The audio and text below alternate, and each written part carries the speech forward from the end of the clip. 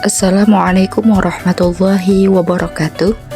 Perkenalkan, nama saya Jamilah dengan NIM 1901040400047, jurusan Komunikasi Penyiaran Islam, Fakultas Dakwah dan Ilmu Komunikasi.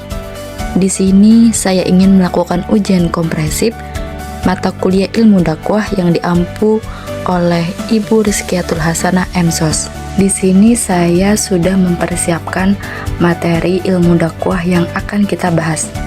Pertama, pengertian dakwah secara etimologi dan terminologi. Kedua, hukum berdakwah dan ayat serta hadis yang mendukung. Ketiga, contoh kegiatan dakwah yang pernah dilakukan. Keempat, unsur-unsur dakwah.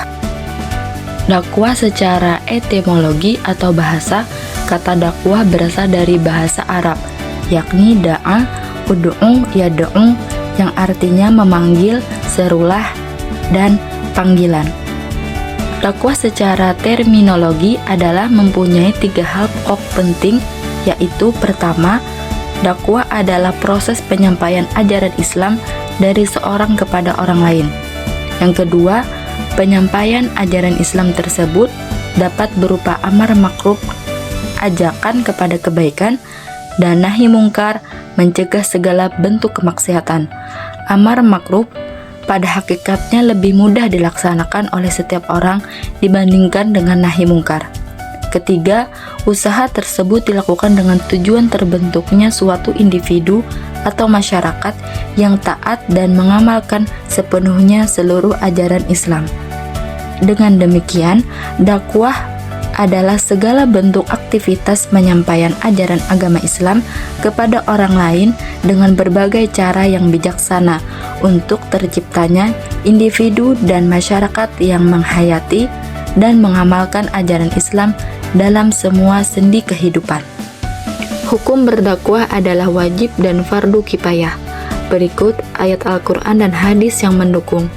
Bismillahirrahmanirrahim. Wa dzakir fa inna dzikra tanfa'ul mu'minin, yang artinya, dan tetaplah memberi peringatan, karena sesungguhnya peringatan itu bermanfaat bagi orang-orang mukmin. Quran Surah Az-Zariyat ayat 55. Kemudian Rasulullah Shallallahu Alaihi Wasallam bersabda, "Balighu anni walau ayah." Artinya, sampaikanlah dariku walau hanya 1 ayat. Hadis riwayat Bukhari. Contoh kegiatan dakwah yang pernah dilakukan. Dakwah adalah tugas setiap umat muslim di seluruh penjuru dunia. Zaman yang serba modern saat ini bukanlah alasan untuk tidak menyampaikan walau 1 ayat. Media sosial bukan sekedar hiburan, akan tetapi media sosial adalah alat untuk kita meningkatkan tali silaturahim dengan cara dakwah masa kini. Berdakwah dengan media sosial merupakan sebuah inovasi dalam mengajak serta mengingatkan kembali untuk taat pada perintah Allah Subhanahu wa Ta'ala dan menjauhi larangannya melalui konten menarik dan informasi yang mudah dipahami. Contohnya kegiatan dakwah yang pernah dilakukan melalui SW atau status WhatsApp. Unsur-unsur dakwah meliputi da'i, mad'u, maddah, wasilah, tariqah, dan atsar. Pertama, da'i atau pelaku dakwah. Da'i adalah orang yang melaksanakan dakwah baik lisan, tulisan maupun perbuatan yang dilakukan baik secara individu, kelompok, atau lewat organisasi atau lembaga. Secara umum, kata da'i ini sering disebut dengan sebutan muballigh atau orang yang menyampaikan ajaran Islam. Namun sebenarnya sebutan ini konotasinya sangat sempit karena masyarakat cenderung mengartikannya sebagai orang yang menyampaikan ajaran Islam melalui lisan, seperti penceramah agama, khatib, atau orang yang berkhutbah, dan lain sebagainya. Kedua, mad'u atau penerima dakwah. Mad'u yaitu yang menjadi sasaran dakwah atau penerima dakwah, baik sebagai individu maupun kelompok, baik yang beragama Islam maupun tidak. Ketiga, maddah atau materi dakwah. Pada dasarnya, materi dakwah bersumber pada Al-Quran dan Al-Hadis sebagai sumber utama yang meliputi akidah, syariah, dan akhlak dengan berbagai macam cabang ilmu yang diperoleh darinya.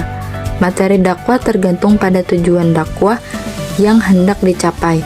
Namun secara umum bahwa materi dakwah adalah mencakup ajaran Islam yang terkandung dalam Al-Quran dan Al-Hadis sebagai sumber ajaran Islam.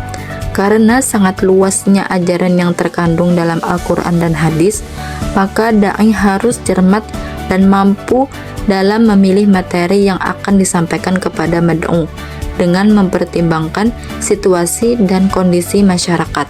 Keempat, wasilah atau media dakwah. Wasilah atau media dakwah adalah alat yang digunakan untuk menyampaikan materi dakwah atau ajaran Islam kepada mad'u. Untuk menyampaikan ajaran Islam kepada mad'u, dakwah dapat menggunakan berbagai wasilah. Wasilah dakwah terbagi menjadi 5 macam, yaitu: pertama, lisan. Lisan merupakan wasilah dakwah yang paling sederhana menggunakan lidah dan suara.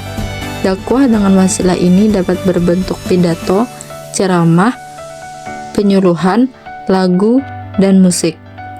Kedua, tulisan.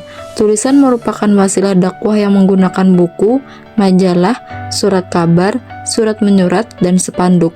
Ketiga, lukisan. Lukisan merupakan wasilah dakwah yang menggunakan gambar dan karikatur. Keempat, audio visual. Audio visual merupakan wasilah dakwah yang merangsang indera pendengaran atau penglihatan seperti televisi, film, dan internet. Kelima, akhlak. Akhlak merupakan wasilah dakwah dengan menggunakan perbuatan-perbuatan nyata yang mencerminkan ajaran Islam dapat dinikmati serta didengarkan oleh mad'u. Kelima, thariqah atau metode dakwah. Dalam metodologi pengajaran ajaran Islam disebutkan bahwa metode adalah suatu cara sistematis yang diterima dalam mencari kebenaran ilmiah. Metode dakwah diantaranya ada bil hikmah, mau'izatul hasanah, dan mujadalah billati hiya ahsan. Keenam, atsar atau efek dakwah. Dalam setiap aktivitas dakwah pasti akan menimbulkan reaksi.